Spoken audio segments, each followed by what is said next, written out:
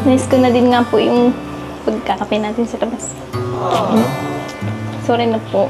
Babawi na lang po ako.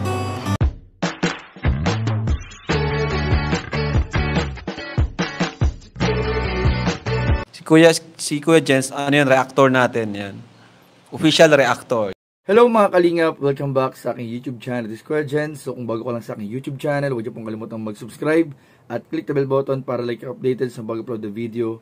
At huwag po nating kalimutang suportahan ng Butim Kalingap sa pangunguna ni Kuya Val Santos Matubang, Ate Edna Vlog at syempre Kalingap Rob. At pakisuportahan din po ang aming mga kasamahan sa Butim Kalingap. Nandiyan po ang K-Boys, Kalingap Partner, Kalingap Reactor at lahat po ng charity vlogger sa buong Pilipinas sa tumutulong sa mga kabayan natin ng lahat mahihirap. Suportahan po natin lahat guys. So ngayong araw mga Kalingap ay bigyan po nating muli ng reaction video ang another scene mga Kalingap sa tambalang Jomcar sa part 80 kung saan po mga Kalingap dito nga po ay napansin natin unti-unti na po na parang may tampuhan or parang nagkakalabasan nga mga Kalingap ng kanilang hinaing sa bawat isa. Katulad nga po ng hinaing po ni Carla na bihira na po makadalaw si Papa Jom sa bahay nila, na pag may vlog lang daw po nakakadalaw.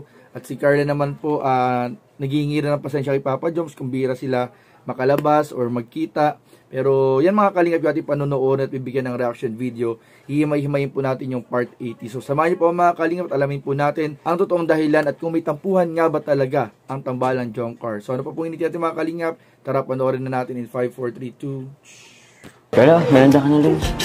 Sige na po. Nagkain naman na po kami kanina. Sabay mo na kami. Sige po. Wait lang. Ito. Sige lang po. Ako na lang po. Kuha na. Si mama po ang nagluto.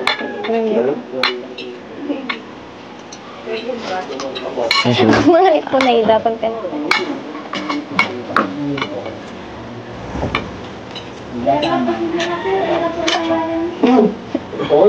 Okay lang po, Nay. Dito matanda. Hindi, masarap.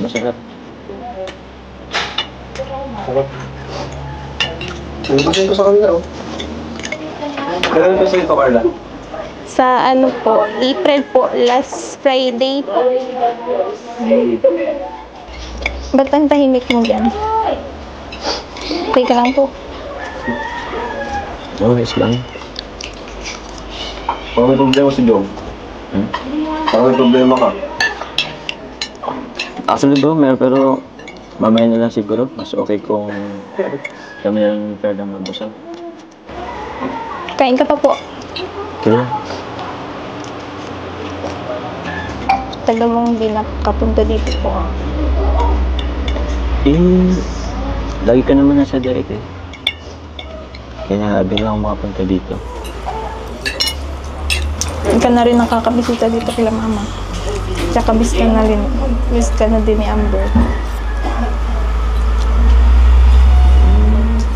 Kaya, dito na ako. Sumama na ako kaya Kuya Rob. Bro, pa eh. Sige bro. Kung walang vlog, hindi ka rin pumupunta. Grabe ka naman. Para naman kasama ng tingin mo sa akin. Diba lagi naman tayo nasa diet? Ito si Yaw-Yaw? Uy! Grabe. Lapit ka dito. Ito ka. Grabe. Kuya, kain po. Kain ko Yaw, oh. Dali, Yaw. Oh. Matibay ko talaga, vlog ka kaagad. Yan. Alas yan.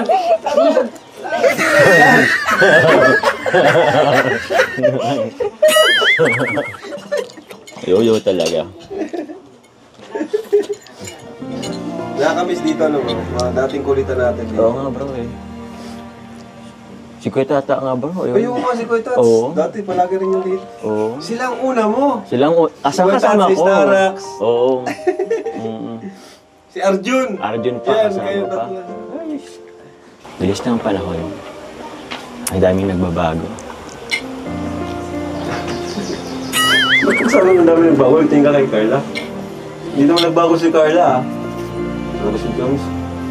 Hindi ko na alam, bro. Parang usap naman muna kayo dito.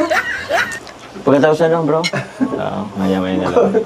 Mukhang ano itong mga hugot nyo. Kayo na pa kayong dalawa dyan ha.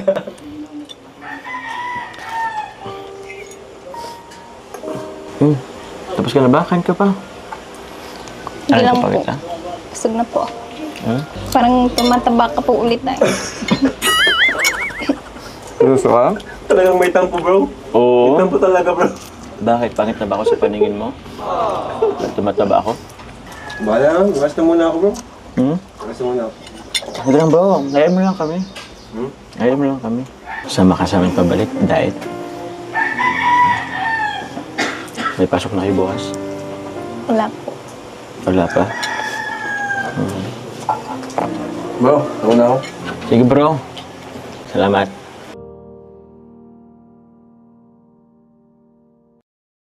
Ay, naku. Bakit mo na? Get mo na. Di ba ako na-miss?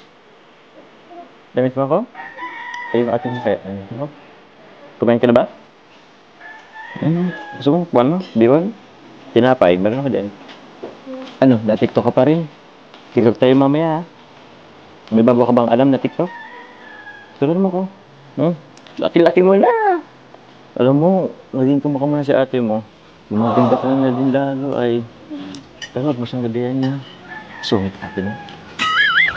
Joke lang. Joke lang yun. Joke lang. Baka sabihin mo kay ate mo, huwag kong sasabong ha. Ay, ganun. Yan appear. Gusto ko pong tubig po. Di. Okay lang. Uminom naman ako kanina. Dito ka lang muna. Kasi kanina mo pa ako nasikaso eh. Usap muna tayo. Kasi lately kasi alam mo hindi tayo nakapag-usap madalas. And hindi rin naman kita kasi naging exam week nyo, di ba? Kaya yun. Gusto kong i-take advantage yung time na to para makapag-usap tayo. Sige po. Gusto ko din namin kayo makausap ng matagal. Nice ko na din nga po yung pagkakape natin sa labas. Sorry na po. Babawi na lang po ako.